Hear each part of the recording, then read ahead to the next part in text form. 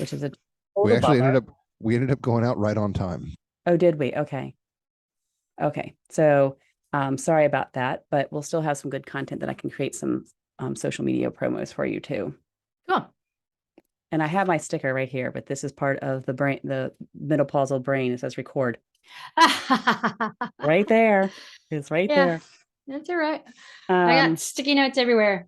So yeah, that feels really good. I mean, there's just so much here. So yeah, I would love to talk about what is heavy and your idea about um my partner just put this thing in my head. I'm gonna try not to say it, that the sit and shit. Lift Heavy shit. My husband says lift heavy stuff carefully. Yeah, because it's been really eye-opening for for me, and how hard it's becoming to continue. It is hard to lift heavy. There are some days you're like, I just don't want to do this. I want to fall back into lifting light and just going through motions, which is what so many women do.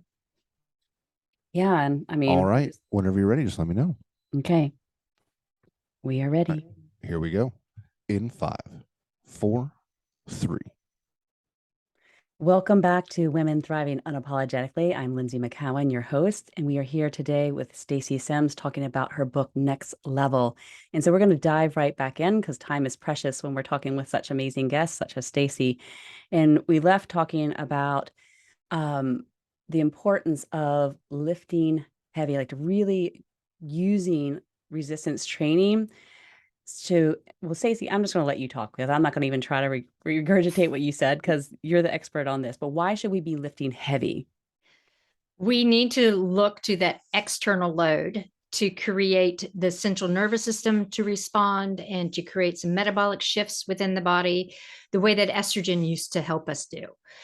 So basically, we're looking for an external stress to, I don't really want to say replace, but pretty much replace what hormones used to do for us. And so what is heavy? Yeah, this is the question, right? So I don't want anyone who's listening to this to go, oh, I heard on the radio I have to go deadlift 100 kilos or 200 pounds right away, and they've never been in the gym before, because it is very technique and it is hard. So what we talk about heavy lifting is a power-based lifting. We know that women in general, regardless of age, do better from a power-based training standpoint. You'll have people say, oh no, just do 8 to 12 reps and you'll get some hypertrophy, you'll build some muscle. Yes, but it's not as strong as it could be. And a lot of women also have this fear of getting bulky. And I'm here to tell you that the reason why we think that lifting weights equates to bulky is because when we first had the image of women lifting weights, we saw Miss Olympia and those images coming out as popular media, but that is not the normal response for women. We see power lifters at the Olympics and they are relatively bulky, but they work at that. So if you are a woman who's doing heavy lifting, if you want to build and get bulky, you have to eat and eat and eat and eat and eat, and no cardiovascular work at all. Like, it is really hard work to put on lean mass. And that's why it's really essential, again, for women who are peri and post-menopause to lift heavy, to preserve and try to build lean mass, because it's so easy to lose. It's one of the first thing that goes. Did you say it's like 8% of lean body mass that we use? Per decade, yeah. So we look at it, and heavy lifting is lifting a weight that you can do really well for 3 to 5 reps with really good form. So you don't finish that 5th rep and go, I could go to 10, because that's not what this is about. It is about recruiting as many muscle fibers and having good form and lifting that weight. And it is hard. It's not one of these that you do when you're tired. It's not one of these where you're like, oh, I have 20 minutes. I might as well just do something. It's planned. And it could only take 20 minutes because it's really hard, and that's good, but not 20 minutes of, I'll just do some lunges. And what a lot of women fall into, where they're doing a weight that they could do 20 lunges instead of a weight where they should really only do 5. So it is about the recruitment of as many muscle fibers as you possibly can to lift that load. It's not about tearing the muscle fibers to create more.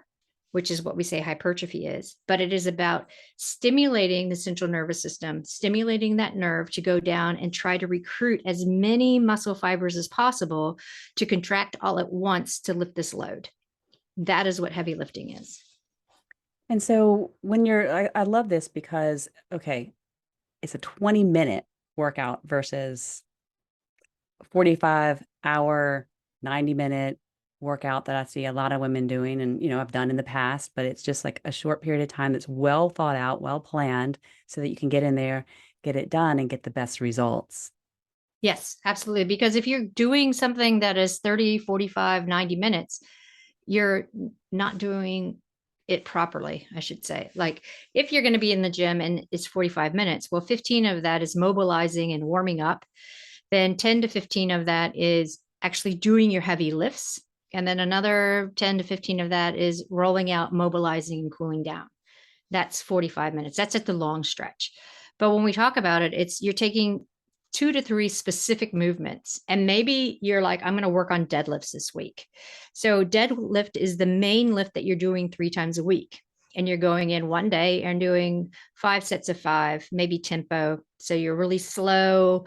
You stop at the bottom and you pull back up and then you drop it really slowly. So you're working on technique and form, having a muscle contraction all the way through. Then maybe the second day you go to the gym, you're working on cluster sets. So a cluster set is something like, okay, I need to do 6 reps, but you're going to do them a little bit heavier than what you did the first day, where you're going to go 2 reps, 10-second pause, 2 reps, 10-second pause, 2 reps, 10-second pause, and then a minute or 2 between. So you're able to lift more because it's 2, a little bit of a pause, 2, a little bit of a pause. And then the third day, you might be doing a mix up of the deadlift where you're doing sets of 3 and then sets of 5, and you're descending the weight and you're maxing out at 1 set of 8 at the most. So that whole time, you're really building the neuromuscular strength. You've been in the gym 3 times. You might do some ancillary work, but those 3 times in the gym at the most 20 minutes. So we're looking at it. If you're doing something over 20 minutes, then you haven't gone hard enough. And so you're getting profound results in a shorter amount of time. Exactly. Which, I mean, come on, who doesn't want that? Right, exactly. Let's save some time and really get some serious results. Right. And so with this, like, how should we be fueling ourselves for this type of, well, just in general, because I feel like there's so many fad diets out there. And I swear, I think I've tried all of them and none of them have been sustainable. I'm usually not a very happy person when I'm doing them. And in your book, you just break it down and say these fad diets are really not healthy for us women, especially the ketogenic and the intermittent fasting. So I would love for you to kind of like blow people's minds with this and explain to us why that is. Yeah, first and foremost, the research that's been done out there on intermittent fasting and keto has not been done on a healthy population. We look at the origins of these research, and intermittent fasting initially came from the research on religious aspects of like Ramadan, seeing how that would affect metabolism because of the interest in calorie restriction in the 30s. Then when we look at the way that it translated into the health arena, it was because there were obese sedentary men that needed to lose a lot of weight quickly before surgery. So they would have to do times of restricted eating and they couldn't starve themselves because they still need to eat a little bit. So this is how intermittent fasting came up. Ketogenic is very similar, where it was, let's look and starve the body of glucose so that we can burn through body fat a lot faster to lose weight quickly for surgery or for metabolic control, but in sedentary obese men. There have been a few studies that have been done on the ketogenic diet on sedentary obese women, but never anyone who is healthy weight or exercising. So when we start looking specifically at what's happening, if a woman is doing intermittent fasting and doing it to more of the extreme, like the 16-hour fast or 20-hour fast or alternate day fasting, they end up spending the bulk of their awake time where their body needs fuel in a fasted state. And women's bodies don't respond well to that. We know across the board, regardless of age, that women do better in a fed state, especially with exercise. And this is because by the fact of being XX at birth, we have specific differences within our muscles and within our metabolic systems that allow us to metabolize and use fatty acids better. And we also have areas in the hypothalamus that are more sensitive to nutrient deficiency. So men have one area in the brain because they don't have a menstrual cycle. Women have two because we have endocrine function that is very reliant on nutrient density. So if you start doing a lot of exercise or go through your day in a fasted state, you get into this breakdown state. And the first thing to go is lean mass. And we see the research that says, oh, you get better insulin control or blood glucose control. You have better parasympathetic drive, focus. That's from male research. When we look at the results for women, it's not the same. We see that, in fact, women's lipids go up in a negative way. So we have more LDL that comes up, and we have higher triglycerides that come up. We have worsening of our blood glucose control, where they've seen women who are pre-diabetic tip over to being diabetic when they're following just a 12 and 12, right? So they are spending too much. They might do, they break their fast at noon, and then they go through it again, and they break their fast at noon. But because they have a big hole in the first part of the day where their body is looking at, I need fuel, it's still creating the signal to the hypothalamus that there isn't enough food. So it stays in a breakdown state. When we look at the ketogenic diet, this is where there's a lot of new, interesting research that's coming out specifically about the gut microbiome. So if we look at the ketogenic diet, and it's 70% fat, really, really low carbohydrate. So it's a true ketogenic diet. Again, that research originated in a clinically sick population and now has been translated over into the health population. Yes, it can be effective for losing weight short term, but the long term, when we look at what's happening to the gut microbiome, is so detrimental to women. And I say that because we have different diversity aspects than men. When we start seeing women going through perimenopause, because the gut is so responsible for metabolizing and re-releasing our sex hormones into the body, when we start having a perturbance in our sex hormones, we start losing diversity in the gut. And we start losing the bacteria that is responsible for leanness. We start having a shift from more bacteroides, which is the phyla responsible for leanness and clarity and energy, and start getting more of the growth of the Firmicutes phyla that is associated with obesity. And part of that is because we are having the shift in our hormones. So we are not getting the signal to our little gut bacteria that we need to stay. We need you to stay around to be able to work with our estrogen, work with our progesterone, work with our testosterone. And then when you add the ketogenic diet in as well, you're not feeding it the deep gut bacteria food of fiber. So when we look at the outcomes on a ketogenic diet for peri and postmenopausal women, they might have very short-term body weight loss, but most of it is lean mass. So you lose weight on the scale, but your body composition does not change for the better. We end up with a lot of lean mass loss, and women can end up somewhat skinny fat. But we also have this massive shift in the diversity of our bacteria. We have that massive shift in the bacteria diversity, then we're leaning to being more capable of extracting energy from all the food that we eat, as well as the propensity to keep body fat on, especially abdominal body fat. So when you take the big picture of these trendy diets and look from a physiological standpoint, you add exercise in, and you add the fact that women are perimenopause into postmenopause. They don't work with the changes that our body's going through. They don't work with the energy needs our body is undergoing. And they don't work because we're women. We're not men. And I love that about your TED Talk. Women are not small men, and we shouldn't be training as small men. We shouldn't be feeding ourselves the same. I mean, we are different. We are women. And what I'm hearing you say is like, okay, what I've really taken out of this, like, feed yourself. You have to really feed yourself because if you're starving yourself, then you're not losing fat, you're not losing that belly fat, you're actually losing lean body mass, which is so important as we age. And then also we have to have this healthy gut biome. If we don't have the healthy gut biome, it's also going to impair our immune system. I mean, it feels like everything is here in the gut is so, so important. Exactly. So, yeah.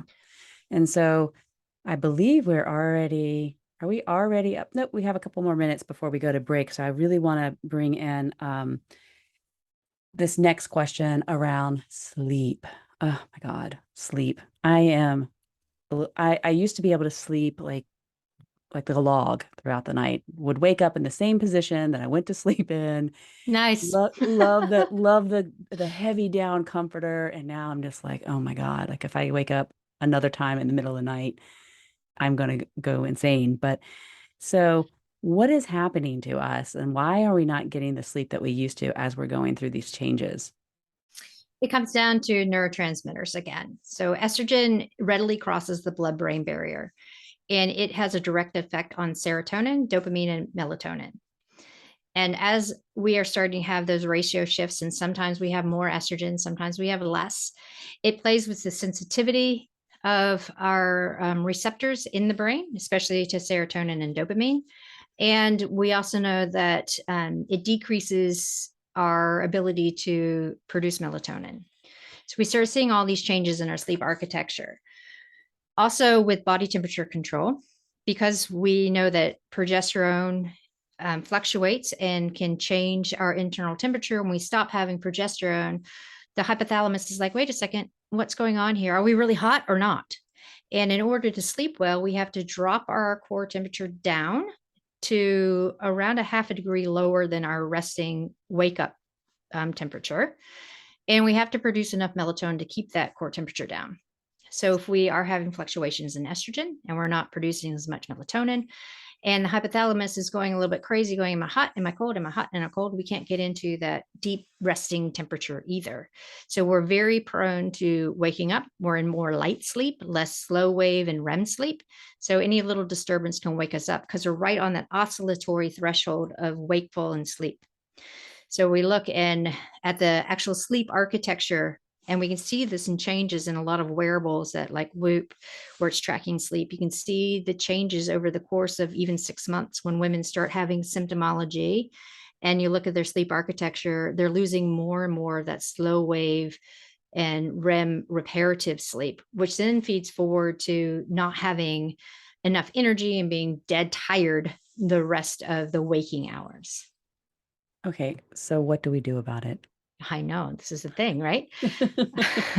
What do we So, do about it, Stacy? I know. So aside from all the really good sleep hygiene, you want to have a cool room. You don't want to have any screens. You want to have a weighted blanket, trying to go to bed at the same time, all of those things. The other thing we need to look at using are adaptogens, because adaptogens work with our body to understand how much cortisol is going on, what's happening with our neurotransmitters, how do we relax, how do we get into a deeper sleep. So we use things like holy basil and ashwagandha, because these two really work to improve melatonin production, reduce cortisol, and allow us to have better body temperature control.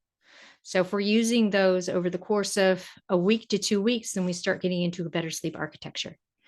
And it's about helping and supporting the body when it is under an immense amount of stress, which is what perimenopause is. We have an increase in our baseline cortisol. We have an increase in sympathetic drive. So if we're using adaptogens, it helps us get into a parasympathetic drive, which again helps us get into a better and deeper sleep. And I appreciate you mentioning that, our bodies are going through an extreme amount of stress because, with what I do, with my coaching with women and the yoga that I teach is, it's about having some compassion for what's happening within our bodies. And it's like, okay, our bodies are going through such stress. What can we do to support the body as it's going through this stress? Just as if you're having stress in your work, what would you do to help alleviate some of that stress?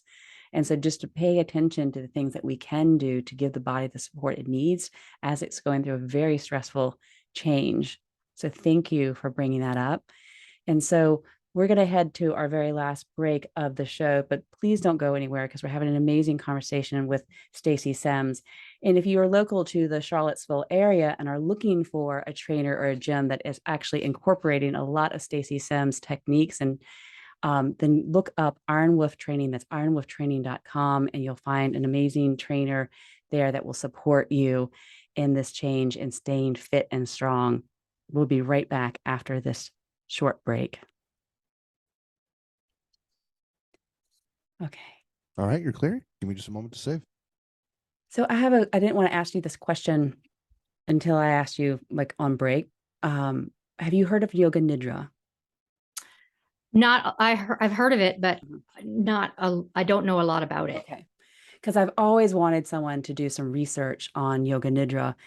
I teach it and I've done it a lot, but it's a beautiful ancient yogic technique of deep relaxation. It's also gets you into a different state of consciousness where you can actually be in a non-REM state for up to 20 minutes, which is super yummy. And if you're not getting good sleep, you know, Perfect. I've been leaning heavily into this, but I really would love someone to do like some studies on what happens physiologically around that. I mean, we know about it from our tradition, but and there's been just a little bit of studies done decades ago, but nothing recent that I'm aware of.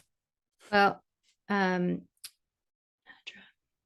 like a 30-minute practice of yoga Yeah. nidra can actually give you about 20 minutes of non-REM. So we have, I have a colleague at AUT, Auckland University of Technology, who does a lot of research into the physiological responses of yoga. So I'll ask her if she has any plans or if she's done any. Yeah. So, because that is because part of it is really getting into that parasympathetic. Because when you are perimenopausal, postmenopausal, you just have a really, really difficult time getting into that parasympathetic drive. Everyone's walking around tired but wired, and they're like, I don't understand. Okay. So, yeah, I will ask for sure. Just FYI, this break is going to be a little bit shorter because we did go over in that last one. Okay. Oh, sorry. If everybody's ready. Oh, okay. Oh, yeah. Okay. Here we go. Sorry, I was just waiting to count you in. My fault. Here we go. In 5, 4, 3. Welcome back, everyone, to Women Thriving Unapologetically on the Voice America Empowerment Channel. We're having an amazing conversation with Stacy Sims. So, Stacy, I have some questions here from some of our listeners, and we have one woman who is actually in her 40s, but she's experiencing amenorrhea because she's an ultra athlete. She like an ultra runner. Like this is like 200 plus miles each race, and so she's still in her fertile years, but she's not having her period. So how would she just train the same way that someone that's in menopause or has trained because she doesn't have her cycle to give her any guidance? No. No. Okay. No. Okay. When we encounter I'm making assumptions that are bad. Yeah. No. When we are looking at hormone profile of women that are amenorrheic, sometimes it's even worse than what's happening in postmenopause. Because in postmenopause, you still have testosterone, you have estrone that can be converted to estradiol. But when we look at an amenorrheic athlete, often their hormones are lower than postmenopausal. And it is a clinical issue. Most of amenorrhea is driven from relative energy deficiency in sport. So I work with a lot of professional athletes who have somewhat fallen into amenorrhea. So amenorrhea is technically described as 3 months of no periods. And if it's longer than that, then we get even more concerned because it takes a huge impact on your bone, on your metabolic health, on your psychological health, cardiovascular health. There's a whole cadre of things that can be impacted by amenorrhea. So what I have people do is really drop volume and work on strength. We work on strength. We work on a little bit of intensity. I know ultra runners are very, very tied to putting long runs in, time on the feet. But when you're amenorrheic, this is not the thing to do. It's a sign that your body is not adapting to the training because you don't have enough fuel coming in to support just lying on the couch watching Netflix. let alone going through your daily life and then adding training on. It's a sign that you need to eat, because your hypothalamus is saying, hey, wait, there's not enough food coming in, so I'm going to downregulate my endocrine system. Your thyroid takes a hit after 4 days, and then we see menstrual cycle disturbances and amenorrhea. So we fuel before and after each training session. We take a relative volume break for at least a month, where ultra runners will be like, oh no, but we don't drop it where you lose fitness. We look at how are we going to change it so there's a better ratio of food coming in and energy expenditure out. So again, we focus on resistance training, and we focus on quality training. So doing some interval work or some really low intensity hill strength work. And the body will adapt to that, and you'll end up getting fitter and stronger. And then within a month to 2 months of doing this, we get a luteinizing hormone surge that comes back. And then we'll start to see elevations in our estrogen and our progesterone, and then your period will come back. It can take up to a year to get regular periods, but the first and foremost thing that we need to do is make sure that we have a better delta between energy out and food in, especially around training. Because if we don't put an eye to getting periods back when they hit peri and post-menopause, the implications are so much worse with regard to bone density and lean mass loss. Oh, wow. Yeah, I totally made the wrong assumption there. I'm so glad I asked that question and got some clarity. That's all right. Because a lot of people think that. They're like, oh, I don't have my period. That's all right. I'll just change it up and train as if I'm postmenopausal. But no, it's not. It's completely different. Oh, wow. Okay. And so this next question is from me. Okay. So for me, one of the symptoms I've been experiencing more are the headaches. I mean, I've always experienced, since 36, I've been having migraines, but I've changed my diet and that's helped. But I've been noticing as the perimenopausal symptoms are coming back, especially the hot flashes, the headaches are coming back more. And is there anything that we can do about that? Because I also have clients that suffer from migraines and they're about the same age as I am. So I'm just curious the connection there and if there's anything that we can do. Yeah, so a lot of women who have migraines and bad headaches, it is associated with a misstep between vasoconstriction and vasodilation. And estrogen is tightly tied to blood vessel compliance. So the lining of the cells that are lining of the blood vessels is called the endothelial lining. And these cells are where, if you've heard beet juice or nitric oxide, estrogen helps with that process where it allows the blood vessels to be super compliant. So you get a response, oh, I'm too hot. Then blood will come, flood the palm of the hands, everything vasodilates to let go of the heat. Or I'm too cold, then you get everything constricting to bring the blood back. When we start having a misstep in our estrogen, or we have a huge estrogen surge, which happens around ovulation, and women start to get period headaches or migraines around ovulation, it's because there's, again, too much communication between blood vessel responses of vasoconstriction dilation. The one thing that we have done in thermoregulatory research is looking at how do we control that response. So you know that the onset of a migraine or the onset of a headache, we want to get the hands warm, the palm of your hands warm, because what that does is it signals a vasodilation. So you have so much blood that goes through the palmar surfaces of your hands and your feet that if you get it warm, you get a complete signaling of vasodilation, which eliminates the headache. If we're looking at constant headaches and constant migraines, it's hard to walk around and go, oh, I need to warm my hands up. So then we look at using things like beta alanine, or we use beet juice, because both of these help with the regulation of vasodilation and vasoconstriction. So usually when we start looking at warming our hands, this really starts to attenuate headaches, and it also teaches the body that it's okay, we can vasodilate and it'll stop the severity and the frequency of migraines and headaches. If that doesn't work, then we start looking at supplementing with beta alanine and beet juice or nitrates.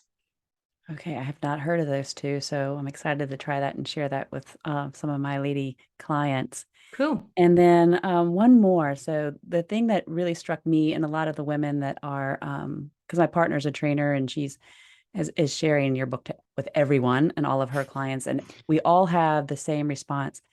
how am I going to eat that much protein? I know. People ask Because that they're all the saying, like, time. we essentially, if I'm 160 pounds, I should be taking in 160 grams of protein. Do I have that right? Yeah. Yep. So that was Yep. mind-boggling because I'm like, what? I know. When people are like, but palm-sized portion of lean meat is about 22 grams. So the thing about protein is we're not talking just meat-based, dairy-based stuff. So if you're looking at everything that has protein in it, if you're having nuts and seeds and sprouted grain bread, there's a good whack of protein in there. If we're looking at green peas added to your salad, we're looking at other legumes that you're adding to your salad. All that contributes to protein. So it's just a conscious awareness that we need to reach for some kind of protein oriented food at every meal. So we know that if we are evenly distributing the protein throughout the day, it does much better for women with regards to body comp, energy levels, and amino acid pool. So you having around 30, 35 grams of protein at each meal, which isn't that hard to do if you're thinking about it as your meal, and then 15-ish grams for every snack. And when you start parsing it throughout the day, you're up to 150 or so grams without even trying. It just seems like when you do the math, you're like 160 grams. That's like 15 cans of beans I have to eat in a day. Right? And I don't like But beans so much. no, we don't want to quantify it that. Or I have to eat what someone told me, 20 chicken breasts in a day. I'm like, no, you don't. No. Don't quantify it that way. Think about all the diversity of the food and the fact that as we get into perimenopause, we need to have a wider variety of foods to help support that gut. So we're looking at all the veggies that have protein in it, and you're adding it into different things. You're looking at, if you're more animal oriented, then all your lean meats in your eggs and your dairy. If you're vegan, then you're going for pea protein isolate as a supplement, or you're looking for your tempehs that are fermented.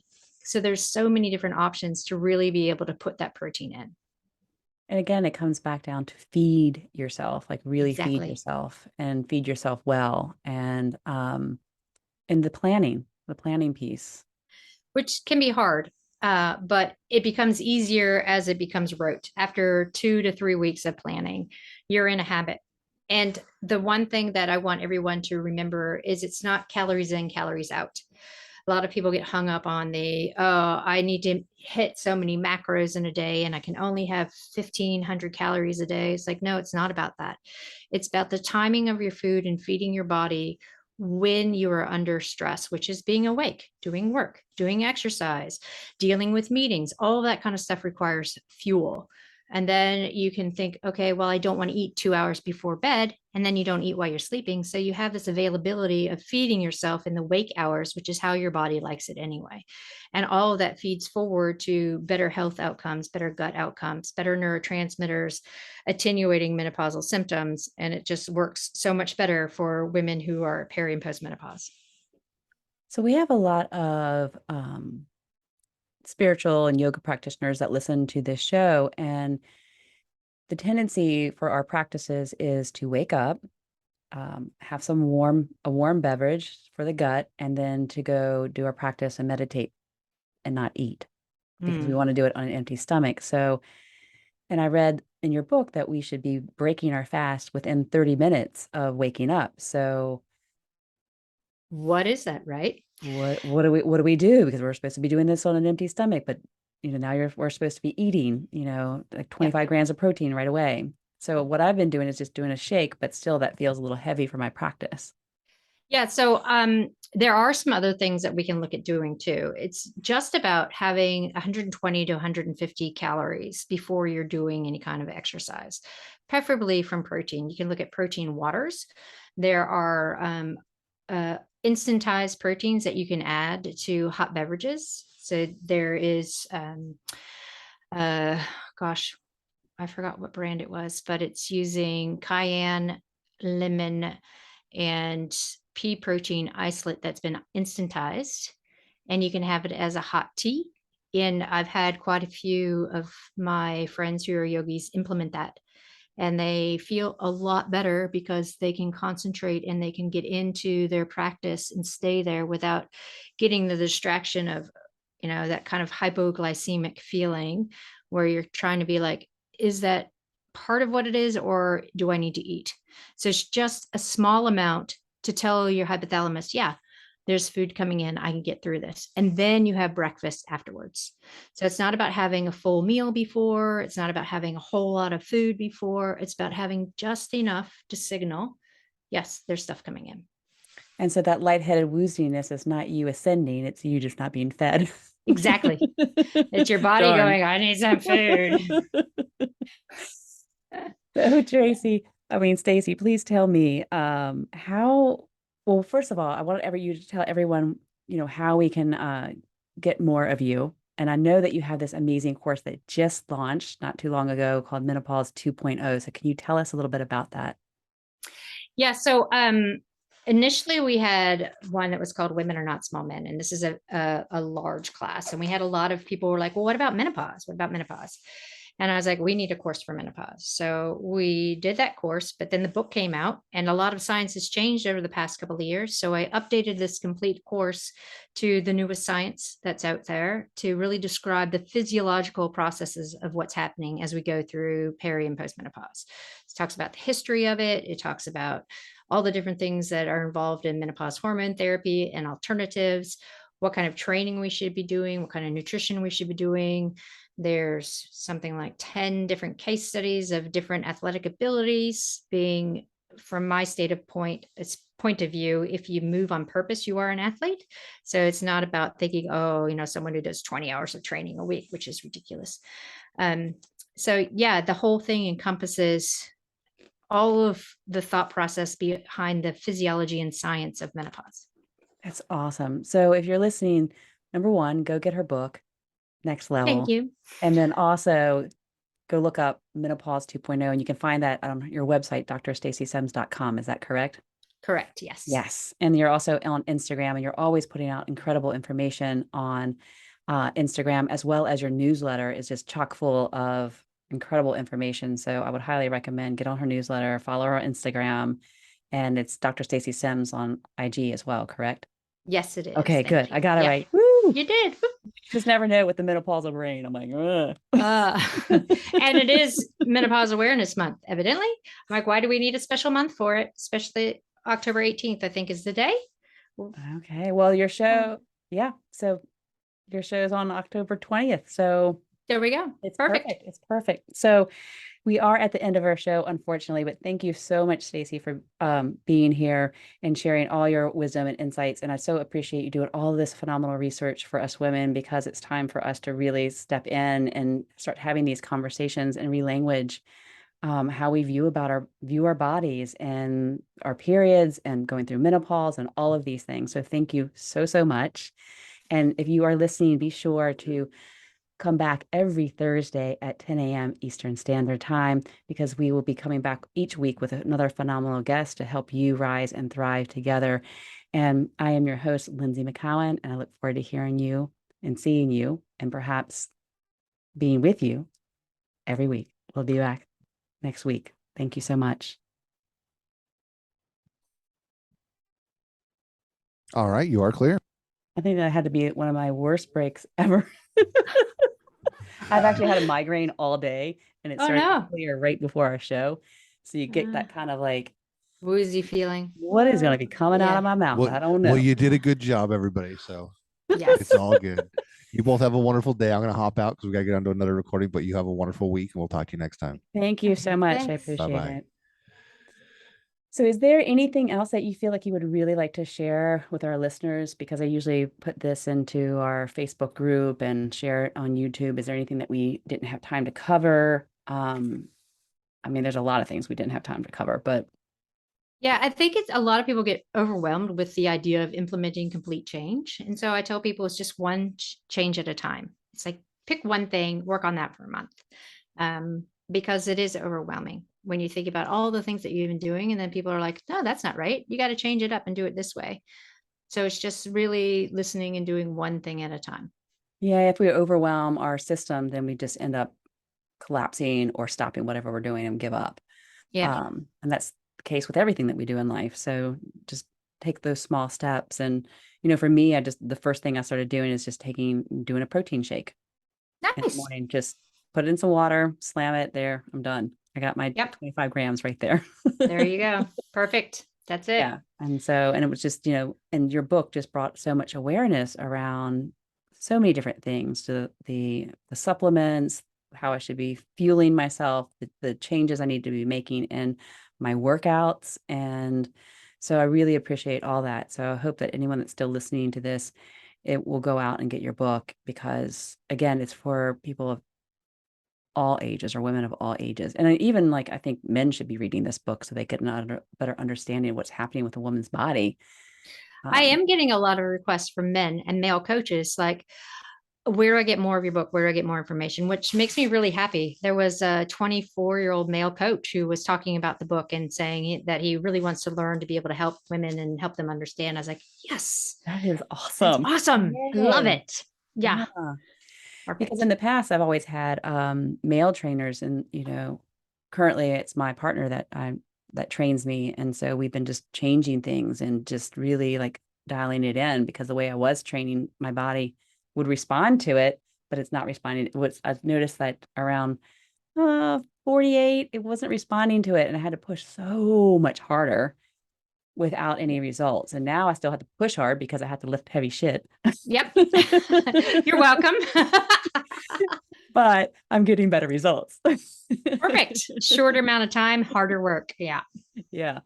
So, yeah. And if you ever want any information on the yoga nidra, I'm happy to share that with you, or put you in touch with some people that are really like leading experts on it, because it'd be great to have some, studies on that. And Yeah. it's That would just be awesome. a phenomenal tool for me and for so many others. And not just for the sleep, but just for the rest and the recovery that can happen in it. And most importantly, sometimes I feel, is just to be able to, just for a short amount of time, become unattached to your body and your mind, and just be held in that kind of state of what we call yoga nidra, which is a state of consciousness. So, and just be like, That sounds blissful. it is absolutely blissful. It Yeah. really is. So yeah, Awesome. we'll have to get you practicing it. You're making me Yeah. lift heavy shit, so I'm gonna make you do some yoga nidra. Perfect. I love that combination. Sounds great. For some reason, you get bliss and I get pain. But I already do the pain and you already do the bliss. So we need to change it up a bit. Yeah. Yeah, we'll have a nice balance of that. So Cool. thank you so much, Stacy. I Yeah. really, really appreciate it. And what I will do is I will create some little video clips for you that you can share on social, which would be great. And we can start Awesome. with it. And then your show airs on the 20th. So then you'll get the link for that, so that you can share it as well. Cool. Awesome. Thanks. Appreciate it. It was Welcome. fun chatting. Yeah. Yeah, it was definitely fun chatting. So take care over there and too. stay warm. Will do. Yeah. So, okay. We'll see Take you. care. Bye. Bye.